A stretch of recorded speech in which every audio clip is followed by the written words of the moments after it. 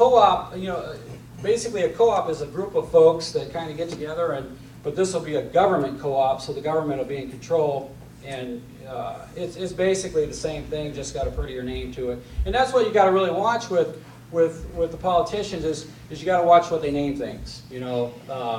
Employee Free Choice Act. It's things like that, and that's what you got to really pay attention. You have to really listen and break things down for them. Yes, sir.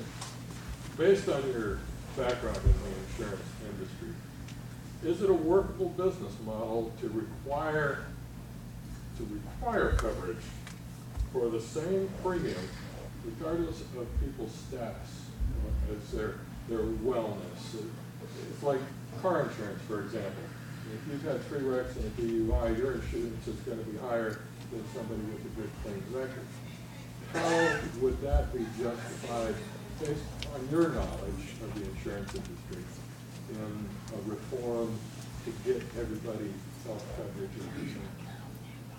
I think the ideal situation is get as many people to get insurance as you can without forcing them.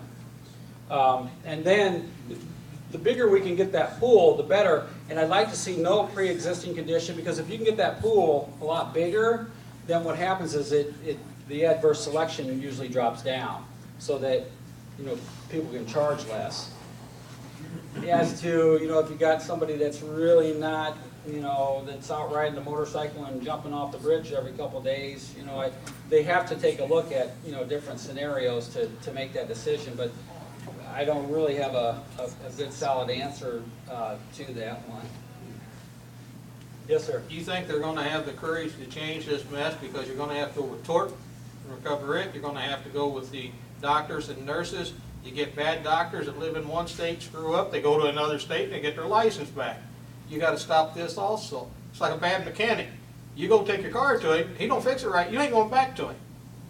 Yeah, and I understand what you're saying. I think most of our doctors out there, the majority of them are pretty good. And what there is in this bill also is where what will happen is they will take and the government will dictate what the pay will be. And what I think will happen there is that will compound the doctor shortage of what we have now. When folks if you've got a bad doctor, and it's kind of like with anything, any job or if you got a bad apple in there, you got to take care of that, and you got to take care of that by state, to where they can't jump from here to there. But I mean, we've got a lot of really good doctors out there, so there's a few of them that just happen to do that. I think you just said that you wouldn't make insurance mandatory. Is that correct? No, If that's correct, then how do you provide for payment of health care for those that don't have insurance? What we're doing now, I mean, we could try to force that upon people, and from what I've read so far, that's unconstitutional. So, some of the plans that are being reviewed and studied is that one of the things that people have talked to me about is that they call it skin in the game, where if you come to the hospital, and because some people, the fact of the matter is some people can't pay for it, and we need to help those folks. But there are some people that can pay for it who just choose not to. Some people say, hey, when they come into the emergency room, you charge them 125% of whatever the visit is. Well, that's all fine and dandy, but what happens when they have something major, cancer or whatever, that gets shifted over into the taxpayer. That's another thing that we need to work on, because that was one of the things we looked at, but we didn't like the idea of forcing people to buy it. I mean, the idea sounds good like I said earlier, I really do not like paying, that money every month, but I know it's something that I have to do to protect what I've built over the years, and everybody's a little bit different. I do believe that the people who can't provide, and that we should continue to help them. That's a very good question. Well, the answer's in the bill, I think, that's pending, but that's not a complete bill, though, because that has to, this is the House version you're talking about. The Senate version's about half that in numbers of pages. And I think when they get together, it's gonna be a different bill altogether, so that's, but a lot of the Well, we can answers. pray for that. And we won't know what's in it until they put it out there and say, here it is.